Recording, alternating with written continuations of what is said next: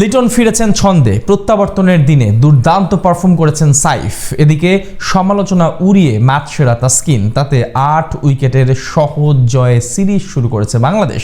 প্রথম ম্যাচে দারুণ জয় এলেও দ্বিতীয় ম্যাচে একাদশে আসবে পরিবর্তন। যেহেতু সিরিজ চলছেই পরীক্ষা নিরীক্ষার জন্য, তাই দলে ফিরবেন তানজিম সাকিব।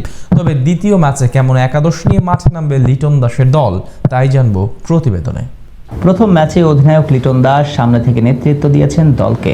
ব্যাট হাতে হাঁকান দারুণ এক 50, পাশাপাশি অধিনায়ক হিসেবেও দেখিয়েছেন দৃঢ়তা, নিয়েছেন একের পর এক অসাধারণ সব সিদ্ধান্ত। ফলে সিরিজের প্রথম ম্যাচ জিতে এগিয়ে গিয়েছে বাংলাদেশ। এই জয় শুধু আত্মবিশ্বাস যোগায়নি, একই সঙ্গে দলীয় সমন্বয় ও ছন্দ ফিরে পাওয়ার ইঙ্গিতও দিয়েছে।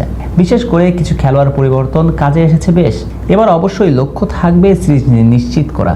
এশিয়া কাপকে সামনে রেখে আত্মবিশ্বাস আরও দৃঢ় করতে তো তাদেরকেই এনেছে, তাই দ্বিতীয় ম্যাচ জিততে এক ম্যাচ হাতে রেখে সিরিজ নিজেদের করে নিতে চাইবে টিম টাইগার্স। আগামীকাল অনুষ্ঠিত হতে চলা সিরিজের দ্বিতীয় টি-20 ম্যাচ সিলেটে আন্তর্জাতিক ক্রিকেট স্টেডিয়ামে আবার মুখোমুখি হবে দুই দল।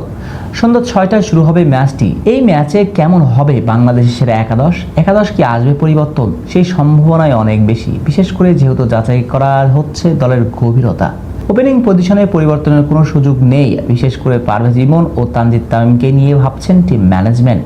দুজনই এখনও তরুণ এবং তাদের উপর আস্থা রাখতে চাইছে দল, তাই ওপেনিং জুড়িতে বদলের সম্ভাবনা খুবই সামান্য। বিশেষ করে একাদশে যেহেতু অন্য পজিশনে খেলছেন লিটন ও সাইফ, তাই দুই ওপেনার থাকবেন একাদশেই। এদিকে লিটন ও সাইফ প্রথম ম্যাচে খেলেছেন যথাক্রমে 3 ও 4 নম্বর পজিশনে। দারুণ ফিনিশিং দিয়েছেন দুজন মিলে, তাই পরের ম্যাচে টপ অর্ডারের কোনো পরিবর্তন আসছে না। এখন প্রশ্ন হচ্ছে নুরুল হাসান সোহানকে নিয়ে অনেক আলোচনা হয়েছে তাকে ঘিরে, শেষ পর্যন্ত দলে ফিরেছেন তিনি। তবে দ্বিতীয় ম্যাচে কি ফিরবেন সোহান নাকি তৃতীয় ম্যাচে, এটাই এখন প্রশ্ন। তবে দলে ফেরা তার অনেকটাই নিশ্চিত। যদি দ্বিতীয় ম্যাচে ফিরেন সোহান, তবে বিশ্রামে দেওয়া হতে পারে জাকির আলী ও অনেককে।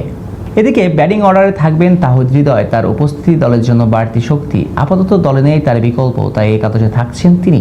দেয়া নাও হতে পারে কোনো বিশ্রাম। বোলিং অলরাউন্ডার হিসেবে শেখ মাহাদি ও রিশাদ থাকবেন দলে। এখন যত প্রশ্ন হচ্ছে 3 জন ফাস্ট বোলারকে নিয়ে, এখানেই পরিবর্তন আসবে যেটা অনেকটা নিশ্চিত। তাসকিন তো ম্যাচ সেরা, ছন্দ ধরে রাখতে তিনি খেলবেন পরের ম্যাচে, কিন্তু বাকি দুজন সম্ভাবনা আছে এই দুজনকে বিশ্রাম দেওয়ার।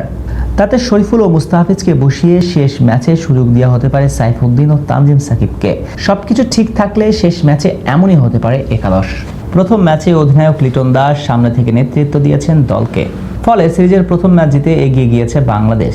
এই জয় শুধু আত্মবিশ্বাস যোগায়নি, একই সঙ্গে দলীয় সমন্বয় ও ছন্দ ফিরে পাওয়ার ইঙ্গিতও দিয়েছে। ব্যাট হাতে হাঁকান দারুণ এক 50, পাশাপাশি অধিনায়ক হিসেবেও দেখিয়েছেন দৃঢ়তা, নিয়েছেন একের পর এক অসাধারণ সব সিদ্ধান্ত।